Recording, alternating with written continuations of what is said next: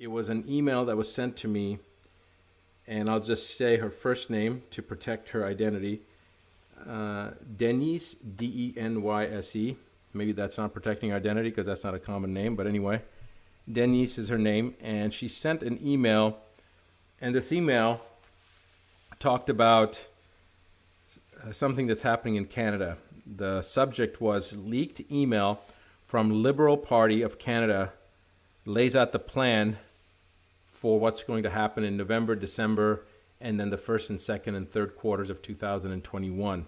Now, this is not based upon what a person's opinion is or conjecture is. This is based upon what actually happened at a meeting in the legislative bodies on the Liberal side in Canada. So here's what it comes down to. The roadmap and aim was set out by the PMO and is as follows. And I hate looking down when I'm reading this, so let me see if I can read it this way. All right. Phase in secondary lockdown restrictions on a rolling basis, starting with major metropolitan areas first and expanding outward. Expected by November 2020. Next one. Rush the acquisition of or construction of isolation facilities across every province and territory. Expected by December 2020. These are concentration camps they're talking about. Daily new cases of COVID-19 will surge beyond capacity of testing. Interesting that they already know that they're going to surge, right? Why? Because they know that if there is such a virus out there, assuming that there's a real virus out there, the testing is already it's already predetermined. They're testing, they're attenuating, they're basically amplifying the RT-PCR test to the point that every human being will test positive. That's what their goal is. All right, so the new daily new cases of COVID will surge beyond capacity of testing, including increases in COVID-related deaths following the same growth curves, expected by end of November 2020. Complete and total secondary lockdown, much stricter than the first and second rolling phase restrictions, expected by end of December 2020, early January 2021. Reform and expansion of the unemployment program to be transitioned into the Universal Basic Income Program, expected by Q1 2021. Projected COVID-19 mutation and or co-infection with secondary virus referred to as COVID-21, leading to a third wave with much higher mortality rate and higher rate of infection, expected by February 2021. Daily new cases of COVID-21 hospitalizations and COVID-19 and COVID-21 related deaths will exceed medical facility capacities expected by Q1, Q2 of 2021. Enhanced lockdown restrictions referred to as third lockdown will be implemented. Full travel restrictions will be imposed, including inter-province and intercity, expected by Q2 2021. Guys, understand that. That means that if you're in British Columbia, you can't go to Quebec. All right? This is what they're talking about. And if you're in one city and you're trying to go into another city in the same province, they're not going to allow you to do that. This is in Canada. Of course, they're going to try to roll this out, and I'll get to that point here in a second. All right. Transitioning of individuals into the Universal Basic Income Program, expected mid-Q2 2021. Projected supply chain breakdowns in inventory storage, large economic instability, all expected late second quarter 2021. Deployment of military personnel into major metropolitan areas as well as all major roadways to establish travel checkpoints, restrict travel and movement, provide logistical support to the area, expected by third quarter 2021. Along with that provided roadmap, the Strategic Planning Committee was asked to design an effective way of transitioning Canadians to meet an unprecedented economic endeavor, one that would change the face of Canada and forever alter the lives of Canadians. All right, guys, this is where it gets really disturbing, as if it's not already disturbing.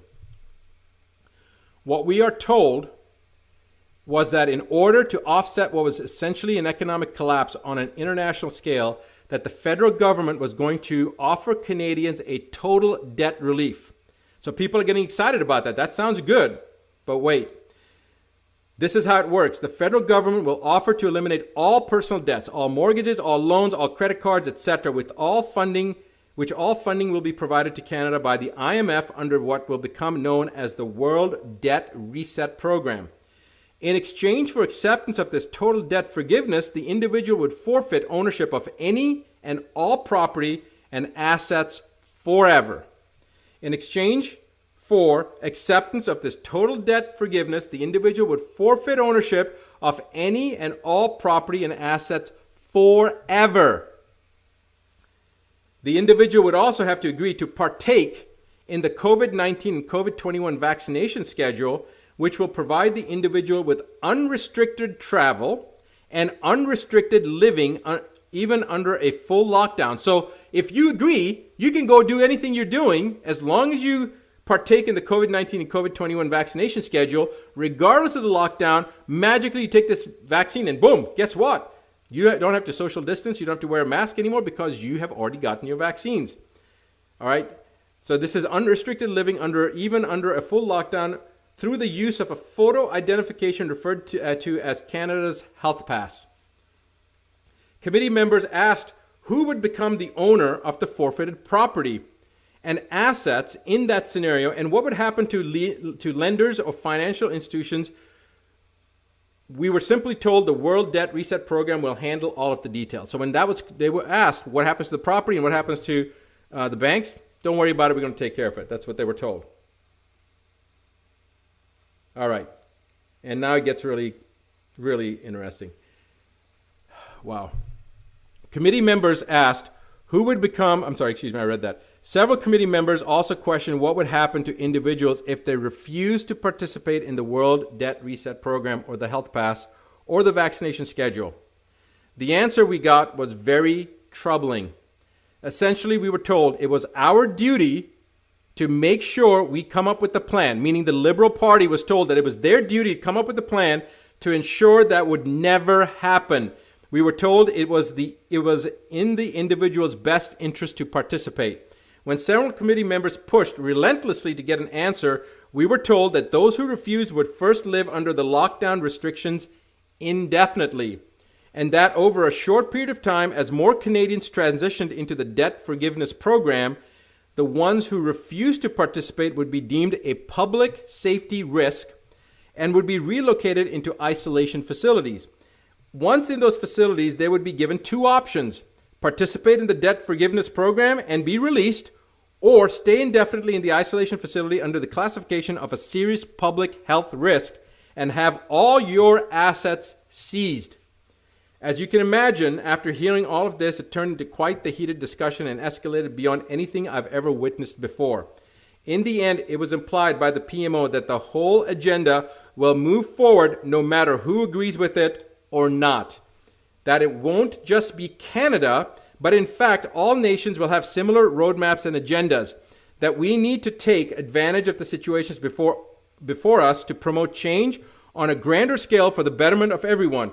The members who were opposed and ones who brought up key issues that would arise from such a thing were completely ignored. Our opinions and concerns were ignored. We were simply told to just do it.